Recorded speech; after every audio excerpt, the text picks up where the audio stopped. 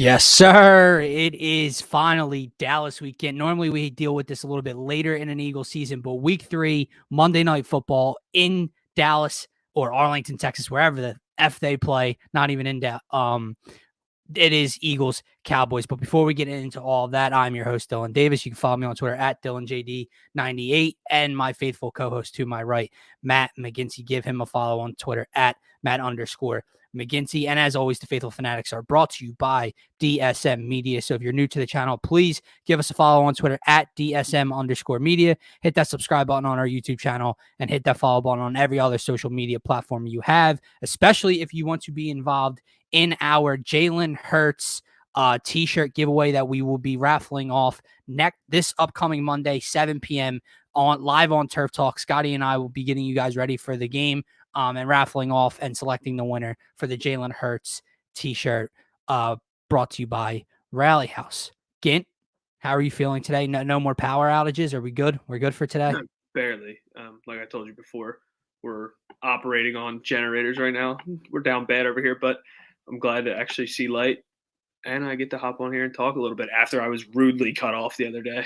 We were going good, dude. Had some Nick Sirriani chat going on, some Jalen Hurts chat, everything the Eagles screwed up with last Sunday against the 49ers, and boom, you're gone, and I'm sitting here like, okay, hopefully Gint comes back, and I'm just trying to talk. Oh, power's out. Well, here I am looking like an idiot for 15 minutes, just ranting about the Phillies and the Eagles by myself. But Gint, like I said, I started the show off with it is Dallas week. Dallas sucks week. Beat Dallas, whatever the hell you want to call it. One of the more exciting weeks of the season for the Eagles. But that's not what's up first for us today. What's up first for us today is 2-5. The Ben Simmons and the 76ers stalemate, drama, news, update, whatever you want to call it, continues as training camp quickly approaches. As was reported a couple weeks ago, Ben's not communicating with the team. It's all going through his agent, Rich Paul in Clutch Sports. He refuses to show up to training camp. He will sit out this season, blah, blah, blah. And then Woj kind of broke it yesterday. Not broke it, but reported it. And that kind of put the final nail in the coffin. Once him or Shams kind of reports on something, it becomes, real life, it becomes reality at that point. I think you had sent out a tweet about that yesterday as well. But here we are. It's not breaking news. We've kind of expected this to be the case, to be the story as training camp approaches. But it's tough for me, man. And listen, we don't have to get into the back and forth. We don't, if you want to, but I'll throw it to you first. Obviously, I was by your side as a Ben Simmons supporter for his entire career here in Philadelphia up until after that Atlanta series. And that was kind of the tipping point for me. But then I was still like, okay, I'm okay with bringing Ben back. You know what I mean? Except all this extra stuff happens off the court now. So where do you stand on 2-5 in that whole situation now? I mean, defending not coming to camp is undefendable, in my opinion. It's not the way to go about things. I don't regret defending him as a basketball player. No, and that's fine. Think he's very good as a basketball player. I still think he has untapped potential at the age of 25. So, but not reporting camp's not the way to go about it, in my opinion. Is it a bluff? We don't know. If I'm the Sixers, I'd do any package that we're kind of seeing at this point with CJ McCollum, Robert Covington picks. Your boy. If the Andrew Wiggins thing circulates again. But, at this point, I think it's just time to move on, as I stated earlier. But I can't defend not coming to camp. It's not in my blood. It shows a lack of, I don't know, dude. Here's why the Ben situation is so different than the others, because everyone says it's a players' league. They sit out, they force their way out of town. James Harden did it. Other players have done it recently, right? Difference here is Ben's got 4 years left on his contract. This ain't the last year. He's going to sit out, blah, blah. They'll move him at some point. He's got 4 years left, right? Good. And I hate the take of just fine him. The Sixers have Joel Embiid, and you can get something for Ben. I don't think you just sit here and see. Then you're going to okay. Listen, here's where I'll phrase my stance on it.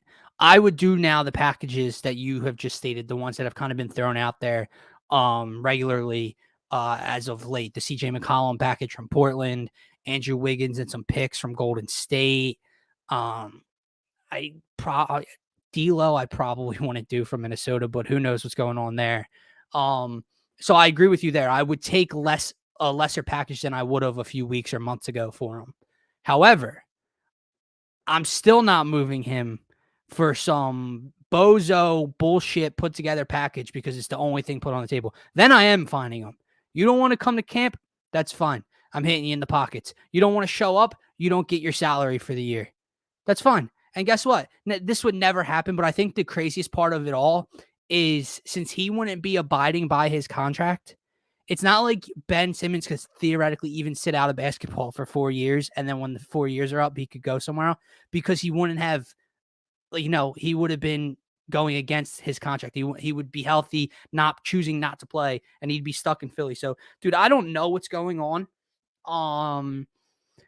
There's no shot in hell he shows up to camp. None, zero. Maybe not initially.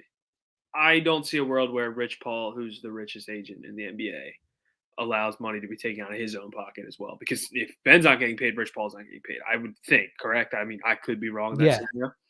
I think the most interesting thing about the whole situation, because at this point, I think we're all mentally checked out. I think he's being moved, and now it's just what if. I think the coolest thing is going to be see how this roster kind of flips, because you're going into your third roster flip in 3 years. This roster is designed for Ben, Joel, and Tobias, as you can see, because, I mean, your other two members of your starting lineup are just three-point shooters. So let's say you make a move for McCollum. Is McCollum your primary ball handler? Does Tyrese Maxey start? What does that mean for Seth Curry? Does Covington start? Does Matisse start? Like, there's 90 avenues. I was talking to Brock Landis, who is a cool friend of DSM. He loves the Sixers, has great basketball content. He was like, dude, who knows where this thing goes? Especially with a CJ McCollum grab, because CJ McCollum can be a primary ball handler, as opposed to like if you got like just any name, say Shai Gilgeous-Alexander, who has always dominated the ball, but CJ has never dominated the ball on a team. He's been on a team with Damian Lillard, so it's really, really interesting to see where this thing goes. But because we got to move on to Dallas week, because as we were talking before, I was like, the first Dallas week ever in the history of Dallas weeks where the headlines is about a basketball player. So it's the first Dallas week where there's something taking attention away from the Eagles-Cowboys matchup. And it's not even the other team in the city that's fighting for a playoff run right now in the Phillies. It's a team not playing. Let me ask you this, again. Does it annoy you at all? Because, dude, I know it's like painful for me. It's as painful for me to say as it is as painful for you to hear me say it. I've never switched up on a Philadelphia athlete kind of the way I have found myself now as the months continue to go on. Does the social media stuff bother you as well? I'm not talking about posting his house or cars. I'm talking about like the @John Wall cracking up. Like, does that stuff bother you too? Because he's trolling the city, bro. He's openly trolling. Here's my stand. People aren't going to agree, whatever. I think there was a world where the Sixers didn't handle this as correctly as they should have. Now, that does not mean he still shouldn't come to camp. I still think he should come to camp. I kind of find it funny. You find it funny? Of course you do, because you're the troll. You're the biggest troll I know in person. Dude, so of course you would. Like the rumors since this broke out is John Wall. John Wall for Ben. It makes sense. Both the money works if you include Maxey, and they both go to Houston, who's looking to rebuild. John Wall might have some left in the tank. Yada yada yada. And then you post a video with him. Like, that's, like you said, that's literally something I would do. Like, it really is, dude. So, listen, there is no doubt in my mind that the Sixers didn't handle this perfectly. Should Doc Rivers have made the comment of, I don't know if Ben's is a championship point guard? No, probably not. Should Joel have made the comment after Game 7? No, probably not. But I've seen and heard far worse from teammates and coaches for this petty stance to be what it is now, that you will not answer anybody, you will not show up to camp, you will not play another game for this team. And that's kind of that's what's really rubbing me the wrong way over it all, is like, they shouldn't have done what they did. But it's like, in his mind, it almost feels like he's got no blame. He played his game. It's what he does. He was fine. You shouldn't have said that about me. You shouldn't have said that about me, bro. If you would have just dunked the ball, we're probably not having this conversation. Regardless, last thing I want to talk about with this whole Ben Simmons and 76ers stalemate is Doc Rivers, who made one of those initial comments after Game 7, is on First Take this morning. Now, hey, let me get your opinion before I get to my questions about some things he said. What's your thoughts on him going on First Take in the midst of all this? Like, I feel like that doesn't happen. Does this ever? I can't recall a memory where it's like a player and a franchise are like at two ends of a spectrum. Like the player wants out, and the head coach goes on a nationally televised ESPN show to talk about it in the middle, not after, in the middle of it going on. Yeah, the only close thing I can remember kind of like that in sports was when, and it wasn't even the coach, it was the owner, when Jerry Jones, might have even been last year, when Zeke wasn't paid yet and Tony Pollard had that preseason game where he went off and Jerry Jones said, Zeke who? So it's like kind of similar to that, but dude, first of all, I think it was, I'm not going to say staged on First Take's part, staged by the Sixers, obviously. Oh, yeah. Did whatever they could to get him on there. And it's smart strategy. I'm surprised he didn't say more. Like, he is going to come. I would be surprised. Like, he just said they want him back, which, I mean, in essence, if they want to win and they're not going to move him, I mean, your best bet is to bring it back, right? Yeah, that's what I'm saying. I was never after the year ended. I was on the stance of I don't know how you bring him back and make it work after it seems fractured, but you don't just move him to move him. You do it to push his team over the hump. And if not, you bring him back and you hope Ben, doesn't do what he did in the Atlanta Hawks series. You hope Ben works on his offensive game a little bit more and develops it, and so on. And I think that was. The whole Doc point to me is so funny because the question he was asked was, after Game 7 was, do you think Ben is a point guard on a championship team? He didn't say no. He said, I don't know.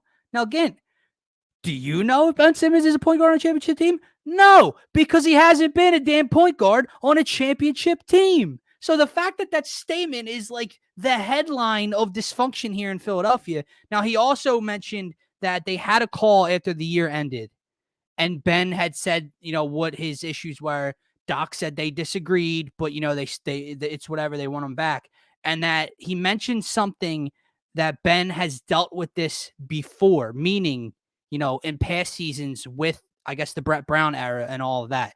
Do you think how much of a factor can that play into things? Because to me, that's total bullshit if that's the stance Ben's coming on, because you signed on the dotted line as a max contract player after Brett Brown was gone, correct? Or the year before Brett Brown was gone. You get what I'm saying? So the past regime, that shouldn't have any weight to current arguments. But he threw it in there, I guess.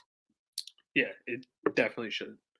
But what else, the final thing we should say, because like you said, we should move on. Yeah. If you watch that Ben Simmons college documentary that they had, I didn't. Okay, well, basically he went to LSU, and the only thing he talked about was the NCAA sucks. I'm here to play my basketball and leave and go to the NBA essentially. Yeah. And I'm just getting, and I don't want to sound like this guy, but I'm just getting the vibe of it's like I want to get my money and retire from the NBA and move on. And that sucks. And I could be so wrong. True. No, but do you understand? That's big coming from you, who I've seen defend this guy past how long I defended him. That's also leading in my point of that's why I think he'll show up. The biggest trademark about Ben was he's an LA guy. He's an LA guy. He's going to go to LA. He's money, cars, this, that. I don't see him passing up money. I don't. How much? I wonder what his career earnings is. Like, he hasn't made that much money in the NBA yet, right? Yeah, I don't know. So how much?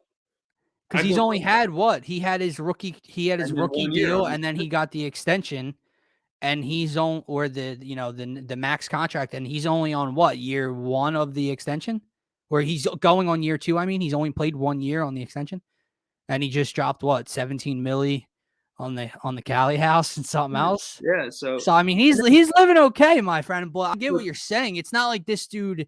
Now, obviously, he's got brand deals and yeah, everything no, off of I mean, he's basketball. not poor. He's not gonna be poor by any means. Don't get me wrong. But Yeah. also, you saw the thing that came out today that Rich Paul immediately wanted to Chicago at the end of the year. That's where they wanted him to go. Like, this could just be a bluff to get him where he wants to go. That's true.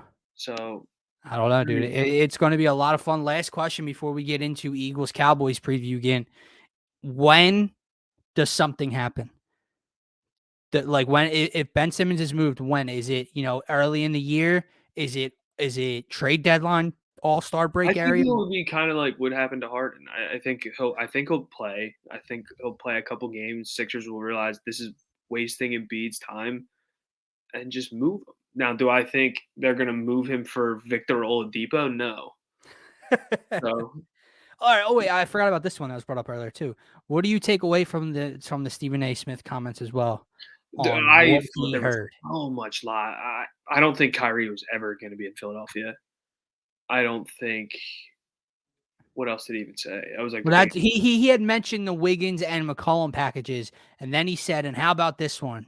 He's heard that if it wasn't for Kevin Durant saying no, no, no, Kyrie Irving would be in Philadelphia and Ben Simmons would be in Brooklyn." if I was Brooklyn, I would do that. I would have done it the second I could have as well. That's me though. That's how I value Ben. Yeah. A lot of other people would look at me like I have 6 heads right now. Well, you would also have to realize in that Brooklyn, Stephen A. Smith said the same thing today that he thinks they're already going to win the championship if they're healthy, regardless. But if they had Ben Simmons instead of Kyrie, he would definitely pick them because you got to think of the fit, right? Like, yeah, he fits perfect.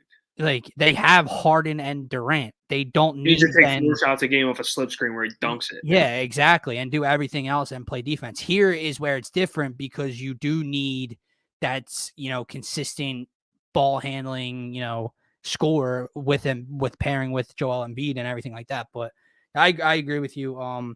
It sucks, man. At one point this offseason, it was okay. Get me Brad Beal, Zach LaVine, or Dame, and you got a deal. And now I'm like, give me CJ and Rocco back and we got a deal, and it's pretty damn sad, but whatever, it's where we're at. And obviously when more comes up, we will be discussing it right here on the Phaithful Phanatics show. But again, it is time to transition into Dallas week. I had a rough intro today. I had a lot to say about Dallas week, and then I was going, shit, we got to talk about the Sixers. So my words were a little jumbled up. I apologize for that earlier in the show, everybody. But again, let's get right to it. Before we get to our keys to victory and what it's going to take for the Eagles to come out of Dallas with a win and our score predictions and everything, what are you looking for this week in Dallas? Basically, what I'm asking is, what do you like? Was there something in last week you're looking for them to fix? We talked a lot about Jalen Hurts and Nick Sirianni's performance. Well, are you looking for something specific from one of them this week? I mean, I think everyone kind of the first point always going to point at the quarterback, especially when you play as poorly as Jalen Hurts did in week 2. So you obviously hope to see Jalen Hurts kind of rebound from a not very good game against a very solid defense. And this Cowboys defense is not of the near caliber of San Francisco. So you hope he kind of puts together a close to week 1 performance. It's going to be tough to top what he did week 1, but he has to just rebound, look better in the deep ball, like we talked about before my power went out. Yeah. I think that's literally where we left off. It was, dude. That was a rough go of it. But I agree with you. Obviously, you have to look at the now franchise quarterback for the time being, and it's very early in his tenure. He looked great week 1, struggled mightily in the passing game week 2. How does he bounce back? Division rival, primetime football on Monday night. It's going to be very telling of what kind of player and quarterback he will be. I'll take a step further to the play caller and the head coach. How does he respond? How does Nick Sirianni answer the bell after last week's performance? He has said all the right things. He has taken full accountability for his play calling, not putting his guys in the best position, hated his red zone calls, everything. Does he clean those things up? Does he call? What kind of game does he call in Dallas on Monday night? Dude, like that, if those two guys are the only two things I think you can really be looking at, because they're auditioning for the future of this team right now. Again, Jalen Hurts, Nick Sirianni are auditioning for their futures here in Philadelphia. a big test is how you respond after a down performance. And that's what I'm going to be watching very closely on Monday night. And how do they do those things, Skin? What keys to victory do you have for the Philadelphia Eagles on Monday? I'll start with you. Are you going specifically offensive side of the ball or overall? No, you can go either. I mean, the Eagles' run defense has to be good. They have a two-headed attack. Tony Pollard's Tony Pollard. I have Zeke in fantasy, so you're keying in on Cowboys matchups. Tony Pollard gets the ball a lot all of a sudden. Truthfully, and it irritates me like crazy. He rushed for over 100 yards last week, and then obviously Zeke. So the run defense has to be. I don't want to use the word flawless because the passing game is equally as scary when it comes to these guys. But I think trying to make Dak a little bit one-dimensional, make him kind of throw the ball a bunch would be humongous for the Eagles. I agree with you. I mean, kind of like you would kind of love to see a Tampa Bay type of style with what the Cowboys did. Now, Dak looked phenomenal in that performance. He threw for over 400 yards and had X amount of touchdowns, right? But ultimately, they came away with a loss because Dak had to throw the ball 56 times and their defense was pudding. Hopefully, that's the type of thing that the Eagles can do. I'm with you. If you can limit that two-headed dual threat backfield of Dallas behind that offensive line, that is big. For me, again, I will start with I'll take it a step further. I got 4 keys to victory here, but I'll go eliminate the chunk and explosive plays. And by that, I kind of mean big yardage touchdown plays. Make Dallas have to drive the length of the field. Now, I know last Sunday it bit the Eagles in the ass with the 2 90-plus yard drives the 49ers had for touchdowns because they were so time-consuming that the Eagles, when they weren't scoring enough early in the game, they didn't have enough time to come back after San Fran had their second long drive. So I get it's kind of contradictory, but if Dallas has to drive the length of the field and be successful in the red zone and they're not getting quick-hitting touchdowns and points, that could set up for a lower-scoring game. And in my opinion, a lower-scoring game favors the Philadelphia Eagles more than it favors the Dallas Cowboys. With this Cowboys offense, I do not want to see a team's got to score 35 to 40 points to win this game. I don't see how that would favor the Eagles at all with that high-powered, explosive offense Dallas has. If you make Dallas have to drive the length of the field, chew up clock to score points. Now, obviously, a counter to that is the Eagles offense has to have success. Like, they have to score the ball too. But a lower scoring game favors the Birds more than it does the Cowboys in a shootout. So that's my number one is eliminate big yardage touchdowns and explosive plays, which they've done a good job of so far. Again, they allowed none against Atlanta, and they really didn't allow any against San Fran. Deebo Samuel had that long, catch and run at the end of the first half, but that was about it, I believe.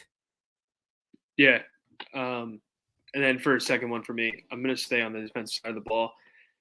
And it's going to be pretty boring, but, I mean, they got to contain these 2 wideouts. Obviously, Michael Gallup's not going to play this week. He's out for a little bit, but they still have Amari Cooper and CeeDee Lamb, and who are the 1 and 2. Michael Gallup's obviously the number 3. So Darius Slay's been lights out this year.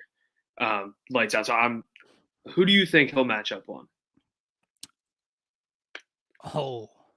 Probably CD, I think. See, I was going to say Cooper at first because I'm pretty sure last year as an Eagle, he had success against Amari Cooper, especially in that first matchup. And from what you saw in week 1 against Tampa, like we know the upcoming rising stud that CeeDee Lamb is, but Amari Cooper showed he's probably still wide receiver 1 right now on this team. So I would lean Cooper, but I don't know if Steve Nelson can really keep up with a CeeDee Lamb all game long. So basically, my second point is Steven Nelson, a.k.a. cornerback number 2, has to hold his own against whichever receiver he matches up against because they're both going to cause rifts. They're both very good. They're both very talented. So that Steven Nelson has to not get torched. I mean, Gannon's going to have to come up with a stout game plan on Monday night, dude. He had, to his credit, he has so far through the first 2 weeks. He has looked really good.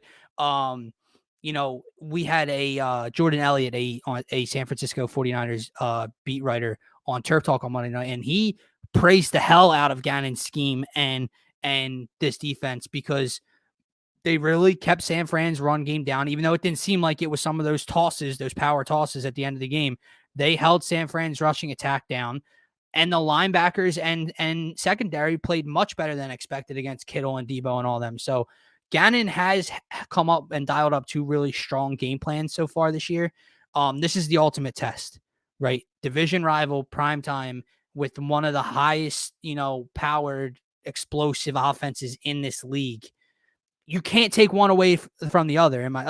That's the tricky part, Gint, right? So notice how our first 3 keys have been defense, defense, defense. My next one is going to be a defensive one. You can't just eliminate the run because Dak can throw for 500 yards and beat you. You can't just eliminate the pass because if you're letting Pollard and Zeke dominate in the run game, you're in for a long night. So I'm glad I'm not Jonathan Gannon this week, but he's got to be ready, and the secondary and linebackers have to be ready. My next key to victory is the turnover battle. Again, win the turnover battle. Dallas, in some way, shape, or form, leads the league in turnovers this year. So it's only 2 weeks, but they've turned Tampa Bay and LA over 6 times in 2 weeks. Jalen Hurts does not have a turnover yet on the season. Now, and the Eagles, I believe, am I right here? The Eagles don't have a turnover either, right? Or do they have one fumble recovery versus Atlanta? Fumble, I'm pretty sure. Well, they forced 2 against San Fran, recovered 1 penalty. One went out of bounds, but I want to say they had one in Atlanta. I don't remember. They don't have an interception. That's for damn sure. Win the turnover battle. Give Jalen Hurts in this offense a short field, and reversely, sticking on the defensive side of the ball, do not give this offense of Dallas a short field. You cannot afford to have Dak Prescott and company starting on the Eagles side of the 50-yard line. It's automatic points. Promise you that. It's automatic points, probably a touchdown. And that's where things will really kill this Eagles momentum on Monday night. So find a way to win the turnover battle. As a whole, I'm not saying just force turnovers if you're the defense. Don't throw an interception if you're Jalen Hurts. Win the damn turnover battle as a team on Monday night. Yeah, really great point, because they don't have a turnover. I just looked it up. And then a key for me, which is what we wanted in week 2, is you have to find these security blanket tight ends. Like Goddard and Ertz coming into the season, we were talking that they were option number 2 and 3 after Devonta Smith. So they have to show up. And dude, I've Goddard. I keep always going back to fantasy. I've Goddard in multiple fantasy leagues, and it was just irking. One, because he got stopped at the 1-yard line when he tried to stretch the ball out. Yeah, they got to be an option. They have to torch this Dallas defense. Like we alluded to, this Dallas defense is not good. So I'm really looking to see the tight ends get very active this week. That is literally on my list of 4. It's number 1 offensively for me. It's attack the middle of the field with these tight ends. Now, Zach Ertz is on the COVID protocol right now. He is back, so he could play Monday night. We don't know. Regardless, if it's just Goddard, if it's both, if it's Goddard and someone else, I don't know why they haven't been used as much through the first 2 weeks. I really don't. With wide receivers, with young wide receivers that are going to go through growing pains, as is the play caller and quarterback, they had a rough day on Sunday afternoon. I don't know if they weren't able to create separation on their own, what it was against a pretty banged up, not secondary for San Fran, because San Fran has 2 good safeties, but their corners were banged up on the outsides. And the last catch by an Eagles wide receiver on Sunday was with 7 minutes and 12 seconds left in the second quarter. The first half was the last time a wide receiver for the Eagles caught a football. So I don't know why the tight ends in Dallas Goedert and Zach Ertz haven't been utilized more in the passing game. And Monday night, you're right, is the perfect time to get them going.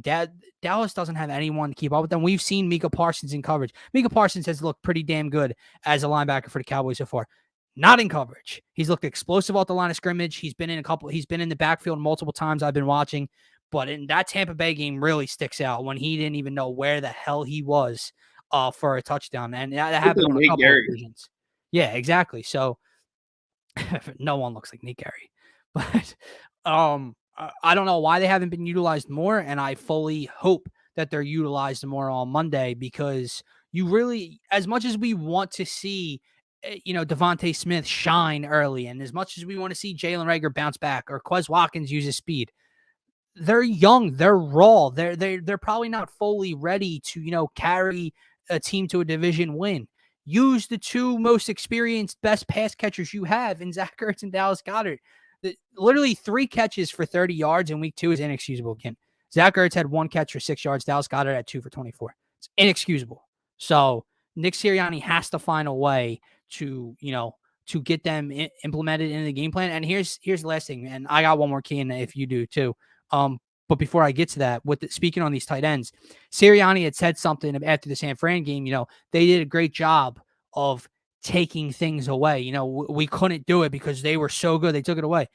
I'm sorry, bro.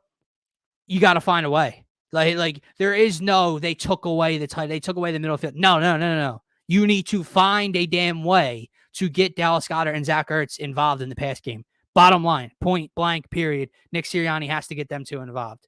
Any other keys you got, Gint? Not really key, but I mean, dude, are we due for a Miles Sanders just breakout game, 2 touchdowns? I know. Over 100 yards, just something. I'm ready for it. I really am. Open this thing up. You saw 2 deep balls that one was 90-some yards, one was 3 feet out of bounds, so a touchdown. Imagine if Miles Sanders can open this thing up a little bit. You could see something different. Because like we said yesterday or Monday, Jalen Hurts can sling the ball on a long ball. It's just he kind of needs a little bit of separation from his wide receivers. So yeah, if Miles Sanders can get something going, maybe that we can open this thing up a little bit. No, it's a great point because it's like every offseason you hear the rumors about how Jake great he Arrieta looks. Yeah, and last year, remember Doug saying he's going to be a 3-down workhorse this year? Never used him last year. He comes into this new offense, and obviously we expected, multiple running backs to be used, and he's really only used 2. It's just been him and Kenny G. But even when Sanders found himself into a bit of a rhythm against the 49ers, I remember one possession, I was texting Scotty during it. Sanders had about 3 first-down pickups on one possession. He was looking really good and explosive. And the next thing you know, he pulls him. Kenny Gainwell comes in, and he runs Kenny Gainwell twice. And it just didn't make sense to me. Not that I don't like Kenny Gainwell, not that he doesn't have a role in this lineup. But if Sanders has it going, you don't yank Sanders and try something new. Keep it going till they stop Sanders. And it's a great point because with these young, raw wide receivers, with Jalen Hurts, with everything, this Eagles offense will be opened up 1,000 times more if the running game's established. If Miles Sanders is gashing the Cowboys, guess what that does for the Eagles' passing attack? It's going to open up all parts of the field that might not have been there if they're shutting down the run. So it's a great point. And it's not just a rushing attack. It's like you said, Miles Sanders, because he has the ability to do it. We've seen it before. He's got the explosive play in him. So good point by you there. Again, my last thing, it's what I preached about on Monday's show. Don't shoot yourselves in the foot. You no self-inflicted wounds, no mental mistakes, mental errors. Eric Barnett shoving guys. Yeah, man, especially with Brandon Graham out, you have to step up now. It's time to step up, and in this early divisional matchup, it's going to be a tough, hard-fought battle. I'm sure there's going to be extracurriculars. There's going to be shoving, but you got to know the line and not cross it. You got to know where you're at on the field and not step out of bounds when you would have had a touchdown. No blocked field goals, no stupid penalties, not too many holds or false starts when there's a big play ensuing. You shot yourselves in the foot way too many times. You took yourself out of the ball game last Sunday. You didn't give you didn't give yourselves a chance to win because you had too many self-inflicted mistakes. That can't happen this Monday. And to be honest, again, what were we talking about after week 1? No complaints, but the offensive line had a bunch of false starts and holdings, right? There had a lot of mental mistakes there. Week 2, the entire team with a lot of mental errors. You got to clean that up. And that does fall back on the coaching when you have a young, inexperienced team like this. So, no, I'm not saying you're not going to have one mental lapse, one mistake, whatever. They can't pile up to where it affects the outcome of a ball game like it did against the 49ers. I agree entirely.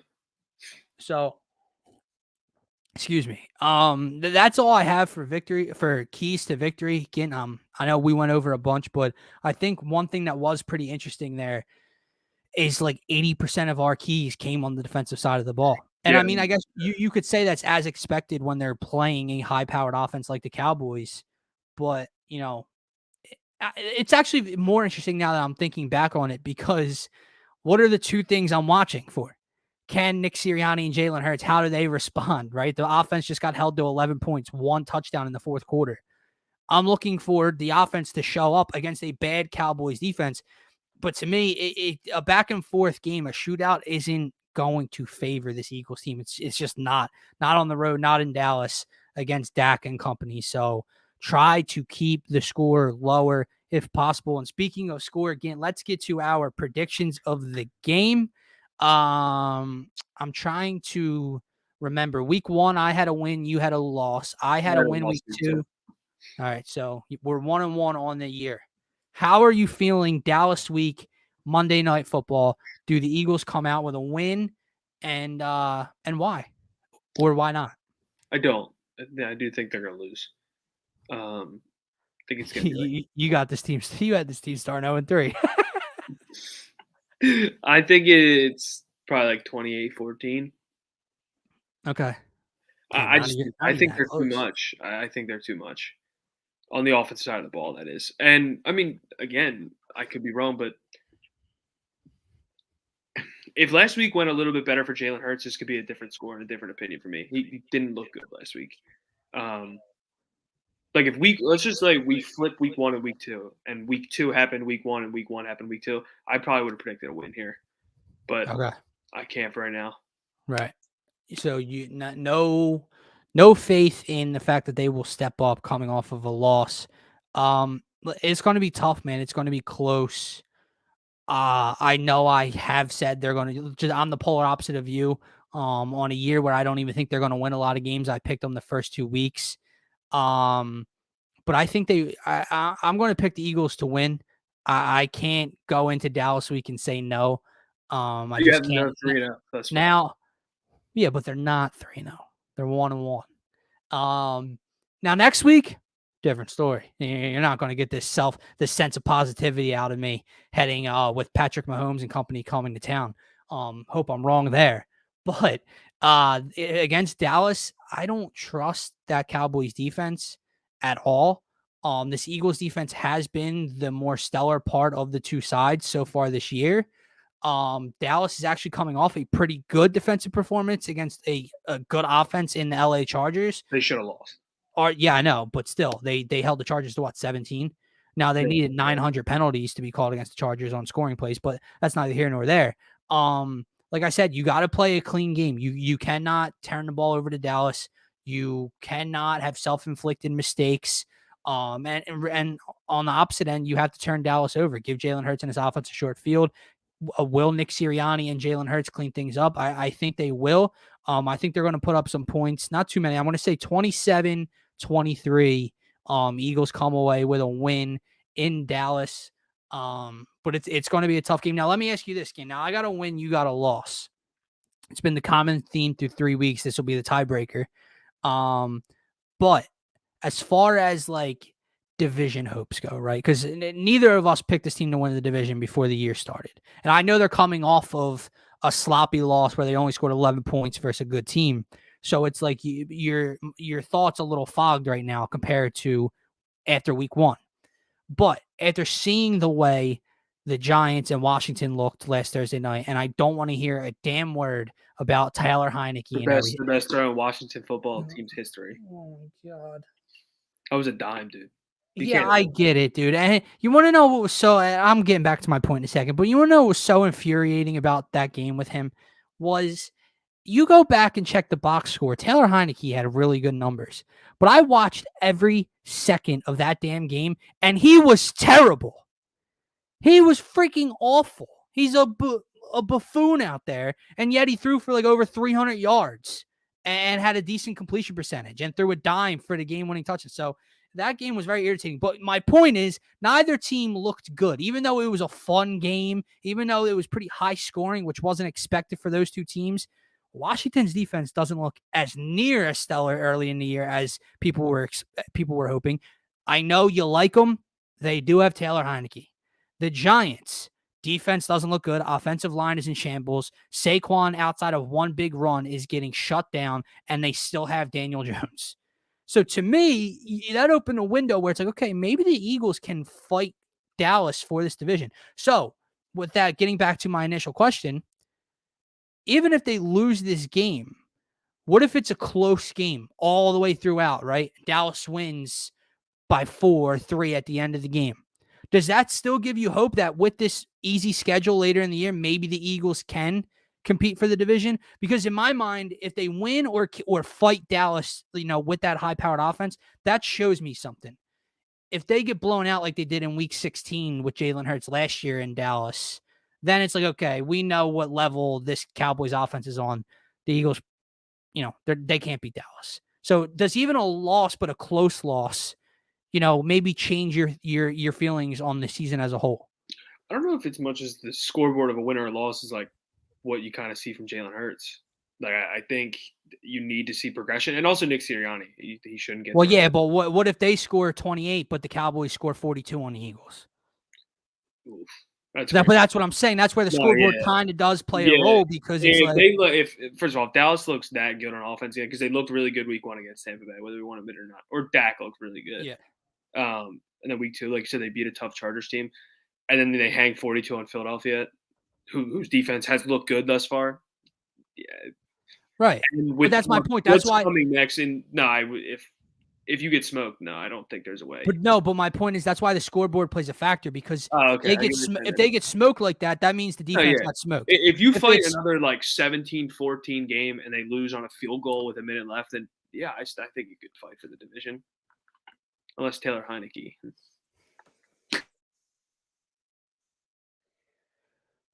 And what was the icing on the cake in Week 2? The non-top 10 quarterback beats the Kansas City Chiefs somehow, some way. Rough week, dude. Rough week for Dylan's opinions. Even though he had to use two of his legs to win that game, not his arm, but it's neither here nor there.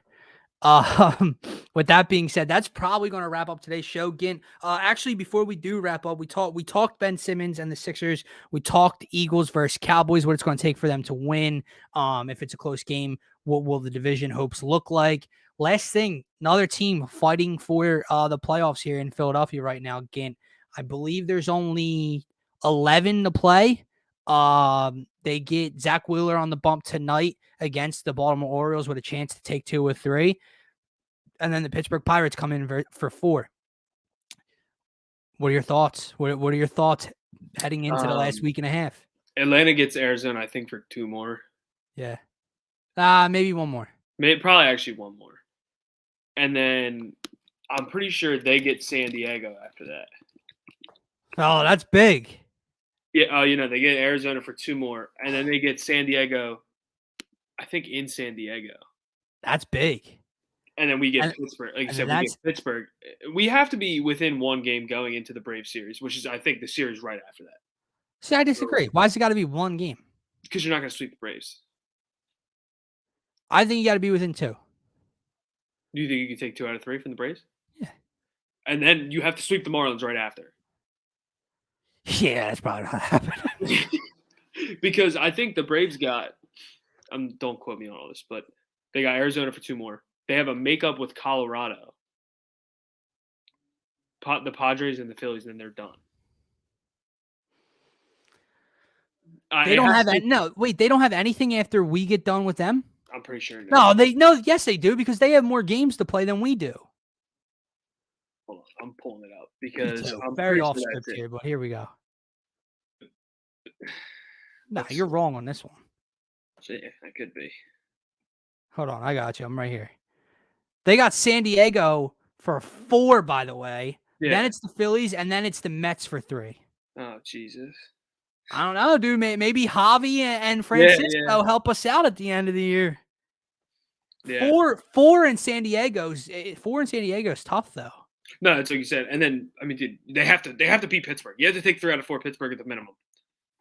Oh, yeah. Well, first of all, hold on. You need to win tonight, because if you lose 2 or 3 to the Baltimore Orioles, I don't want to hear shit for the rest of the year, regardless of what happens versus Pittsburgh.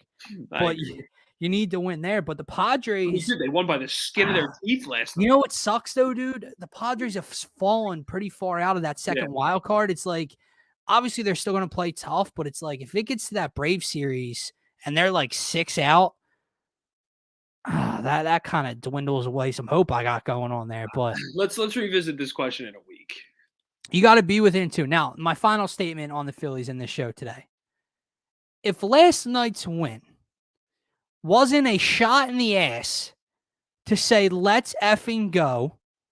Stop playing down to the goddamn Baltimore Orioles and the Pittsburgh Pirates. Take care of business at your home ballpark. Get yourself in a position to fight for the division in Atlanta. I know it's going to be tough, but you can do it. If last night wasn't a kick in the ass, then I don't know what was. Game. What was something we talked about weeks ago, if not over a month ago? Those momentum wins, right? They had a bunch of them, and it's like they would get a momentum win, they go on a little run, and then back down in the shitter. Yeah, then they get a momentum win. By the Diamondbacks. This is it. There is no other run after this. There is no next momentum win in 3 days. Last night was the one. Take care of business at Citizens Bank Park versus two of the worst teams in all of the major leagues, and give yourselves a fighting chance in Atlanta to win the division. And with a red hot Bryce Harper at that point, I got faith. And now when you get in Miami, that's where things get iffy to me, because we know how they perform against the Marlins, especially in Miami. But I got faith as of right now. Probably a little bit of fool's gold I got going on right now for them. But anyway, with that being said, that's going to wrap up today's episode of the Phaithful Fanatic Show. As always, I am your host, Dylan Davis. You can give me a follow on Twitter at DylanJD98. My co-host to my right, Mr. Matt McGinty, Coach Gint. Give him a follow on Twitter at Matt_McGinty. And as always, give DSM Media a follow on Twitter at DSM_media. We are over 1,100 followers already, so thank you to everyone who has tapped in there.